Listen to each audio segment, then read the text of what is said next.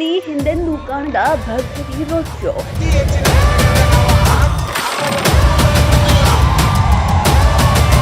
ರಾಜುಗೌಡ ನಾಮಪತ್ರ ಸಲ್ಲಿಕೆ ವೇಳೆ ಜನಪೋಚನ.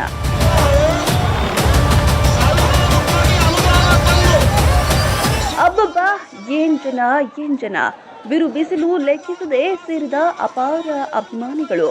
ಕೇಳಿ ಬರ್ತಿರೋದು ಒಂದೇ ಧ್ವನಿ, ರಾಜುಗೌಡರಿಗೆ ಜೈ, ರಾಜುಗೌಡರಿಗೆ ಜೈ.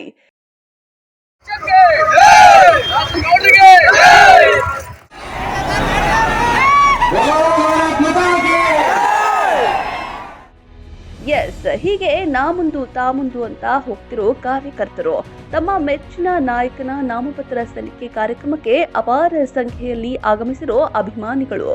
ಫ್ರೆಂಡ್ಸ್, ಇದು ಸುರಪುರ ಬಿಜೆಪಿ ಅಭ್ಯರ್ಥಿ ರಾಜುಗೌಡ ನಾಮಪತ್ರ ಸಲ್ಲಿಕೆಗೂ ಮುನ್ನ ನಡೆದ ರೋಡ್ ಶೋದ ಝಲಕ್.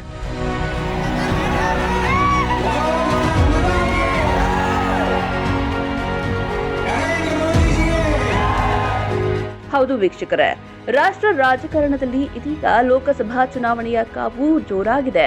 ಇತ್ತ ಯಾದಗಿರಿಯ ಸುರಪುರ ವಿಧಾನಸಭೆ ಕ್ಷೇತ್ರದ ಬೈ ಎಲೆಕ್ಷನ್ ರಂಗೇರಿದೆ. ಬಿಜೆಪಿ ಪಕ್ಷದ ಅಭ್ಯರ್ಥಿ ಯುವ ನಾಯಕ ರಾಜಗೌಡ ನರಸಿಂಹನಾಯ್ಕ ತಮ್ಮ ನಾಮಪತ್ರ ಸಲ್ಲಿಸಿದ್ರು. ಈ ವೇಳೆ ಭರ್ಜರಿ ರೋಡ್ ಶೋ ಗಮನ ಸೆಳೆಯಿತು.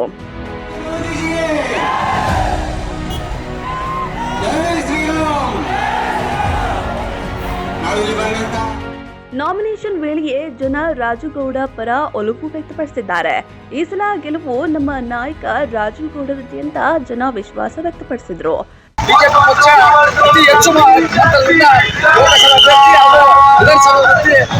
ಗೆಲುವು ಖಂಡಿತ. ಏನಂದ್ರೆ ರಾಜುಗೌಡ ಸತತ 5 ವರ್ಷದಾಗ 10 ಪೀಕ್ ಬೆಳೆ ನೀಡಿದ್ರು.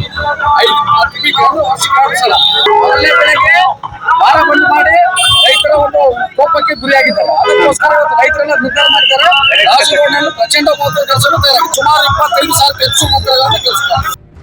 ಸರಳ ಸಜ್ಜನಿಕೆಯ ರಾಜುಗೌಡ ಗುರು ಹಿರಿಯನ್ನು ಕಂಡ್ರೆ ಅಪಾರ ಗೌರವ. ಹಾಗೆ ಸುರಪುರ ಕ್ಷೇತ್ರದ ದೈವಿ ಶಕ್ತಿಯ ಬಗ್ಗೆ ಇಟ್ಟಿರೋ ನಂಬಿಕೆ ಕೂಡ ಅಪಾರ. ಹೀಗಾಗಿಯೇ ನಾಮಪತ್ರ ಸಲ್ಲಿಕೆಗೂ ಮುನ್ನ ಕುಟುಂಬಸ್ಥರು ಗುರು ಹಿರಿಯರ ಸಮೇತ ದೇವಾಲಯಕ್ಕೆ ತೆರಳಿದ್ರು. ಸುರಪುರದಲ್ಲಿನ ಶ್ರೀ ವೇಣುಗೋಪಾಲ ಸ್ವಾಮಿ ದೇವಸ್ಥಾನ, ಬನಶಂಕರಿ ದೇವಾಲಯದಲ್ಲಿ ವಿಶೇಷ ಪೂಜೆ ಸಲ್ಲಿಸಿ ದರ್ಶನ ಆಶೀರ್ವಾದ ಪಡೆದರು.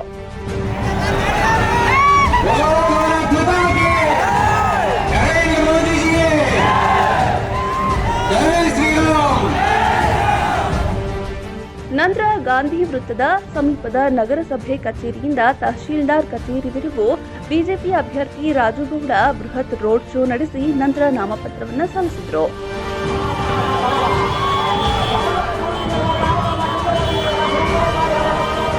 ಈ ವೇಳೆ ಮಾತನಾಡಿದ ರಾಜುಗೌಡರು, ತಾವು ಮಾಡಿರೋ ನೀರಾವರಿ ಯೋಜನೆ ಸೇರಿ ಜನಪರ ಕಾರ್ಯಗಳೇ ತಮ್ಮ ಕೈ ಹಿಡಿಯುತ್ತೆ ಅಂತಂದ್ರು.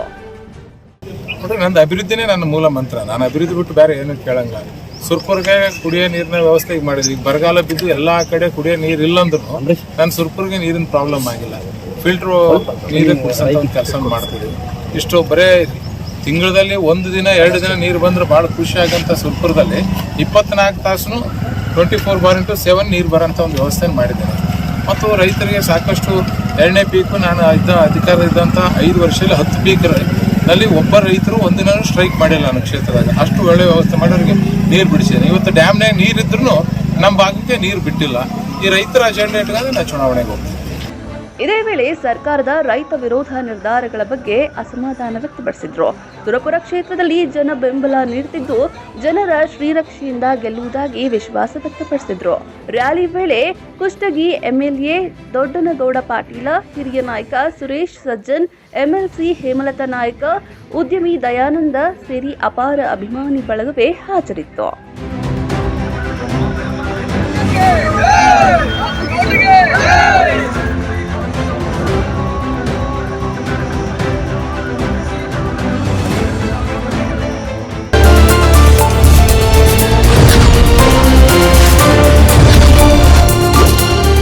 ನ್ಯೂಸ್ 24 ಭಾರತ್, ನೈಜ ಸುದ್ದಿ ಅನಾವರಣ. ಹಳ್ಳಿ ಟು ಡೆಲ್ಲಿ.